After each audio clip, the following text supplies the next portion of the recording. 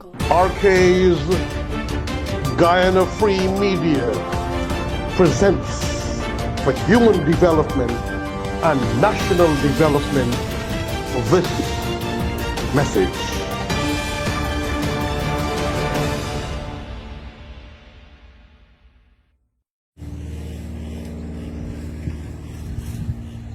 Yes, a very good afternoon, good evening, good morning, friends and families around the world.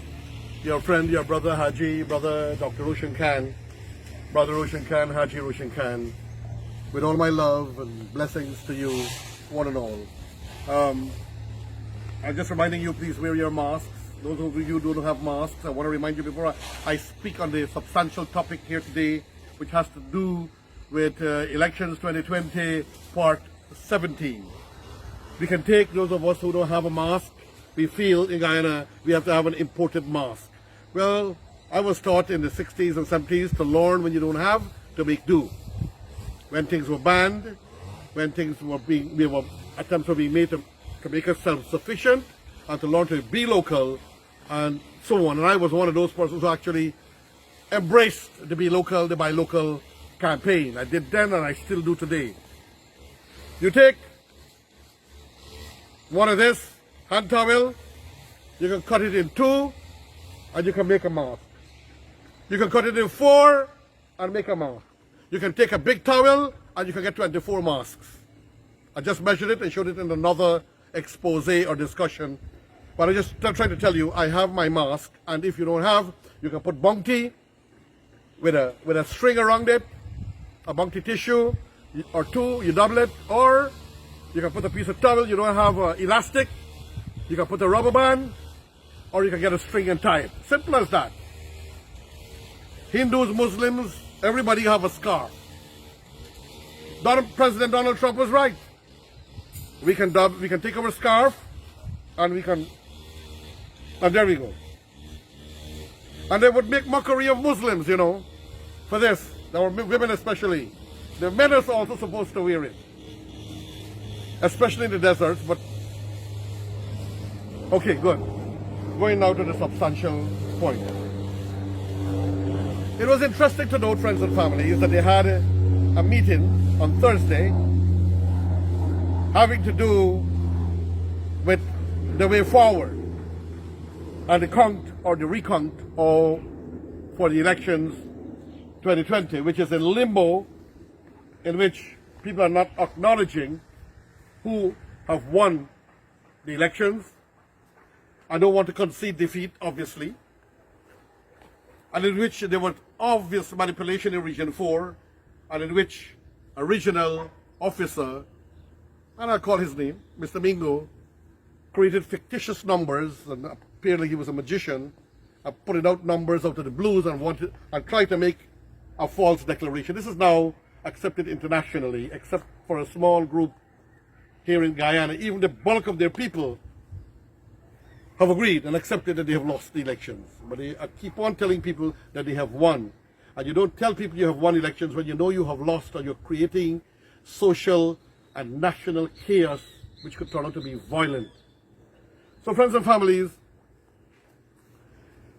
on Thursday, the commission meet, the three elections commission of the PNC, APNU, and the three election commissioners of the PPPC. They met with the chairman, who is the casting vote. And it was decided, with the casting vote obviously, or they all agreed, that they will have a recount. They agreed. But I'm very uncomfortable. I know tomorrow they're supposed to have a judgment, but I want to send this out today, and I hope that I'm wrong. Because they agreed they will have a recount, but there's a court case involving a party candidate of the APNU AFC. How they put a party candidate to do this, or party candidate did that, it doesn't look well. It doesn't augur well for the system. As if this person is being financed and helped by their party. They challenge the recount procedure and process that the Chief Justice had agreed to and instructed that should have been done. So it's in the appeal court because it was thrown out. And we know some time ago the High Court, the full court, Justice Cummins made a declaration or a court order.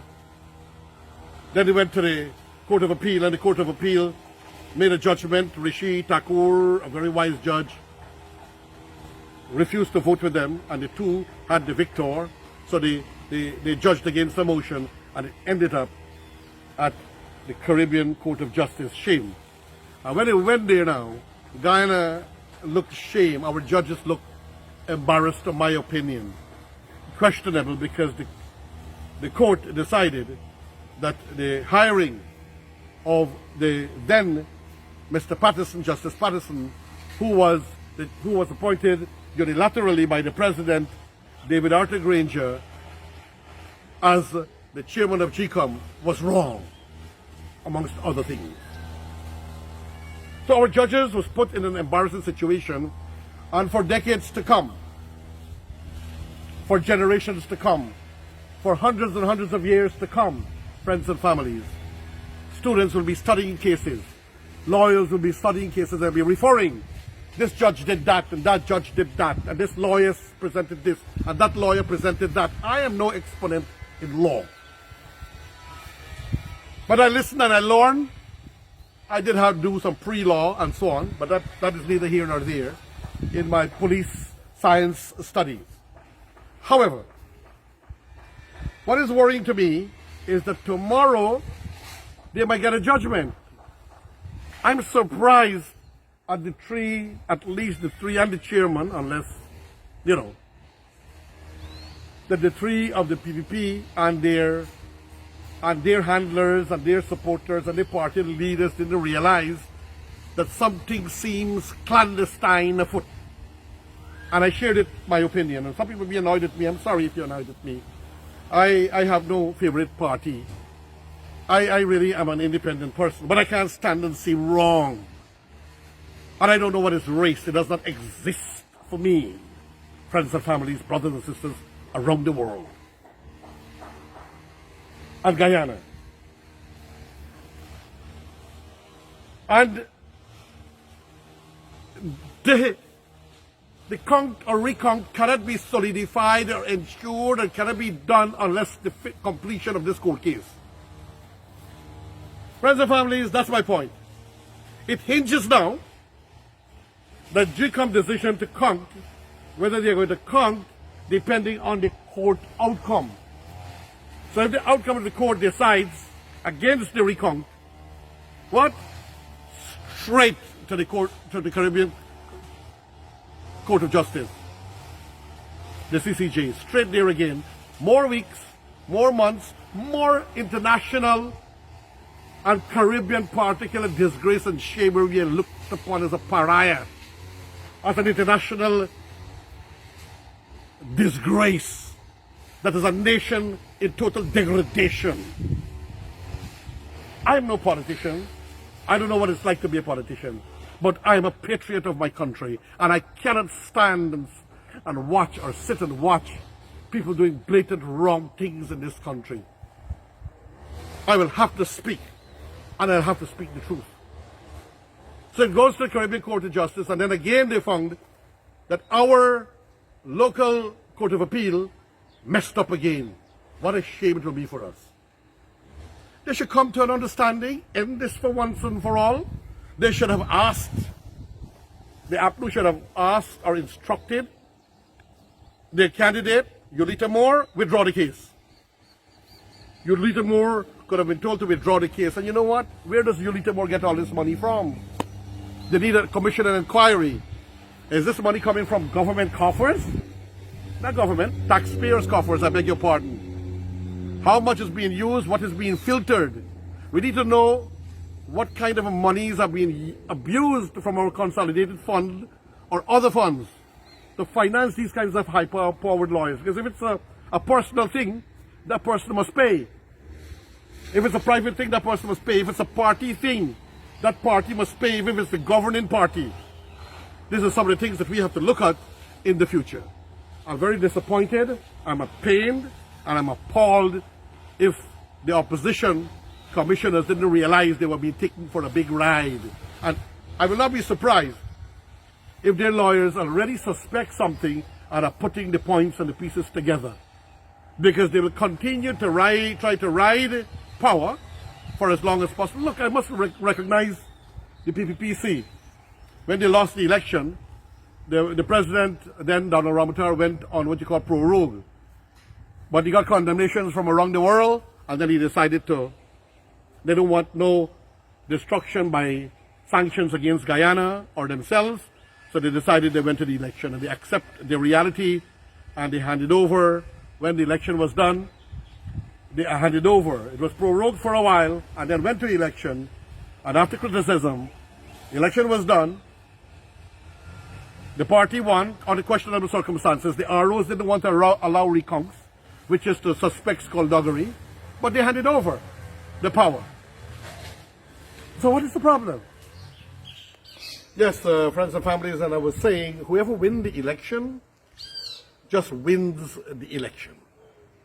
And all other parties that was opposing or were opposing must stand steadfast behind them and move with vigor and vitality and drive to support that party for nationalistic purposes and do everything that is good to Guyana, and then also work government with the opposition to create a harmonious environment so we can learn to create the environment for unity.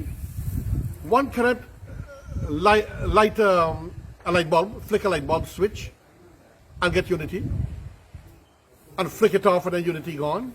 It is something that has to be developed. It is something that has to grow from good hearts and from good mind. This is the reality of working for unity. But it is possible.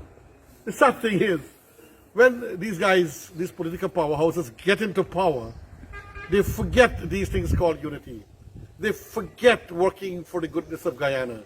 They forget about working on the Constitution so that winner can never take all. Because why? Politicians, when they get the power, they basically like for winner to take all. So friends and family, this is my message to you. I hope tomorrow the judgment doesn't put everything into quandary and then we have to go to the Caribbean Court of Appeal. Very distasteful, it's annoying, it's disgraceful, and it's painful. And we need to show some maturity and some class. And you politicians, stop making Guyana, especially you who are in semi-power at this time, stop making Guyana a pariah nation, a nation of disgrace around the world. Your friend, your brother, Haji Roshan Khan, thank you for tuning in, saying farewell, friend.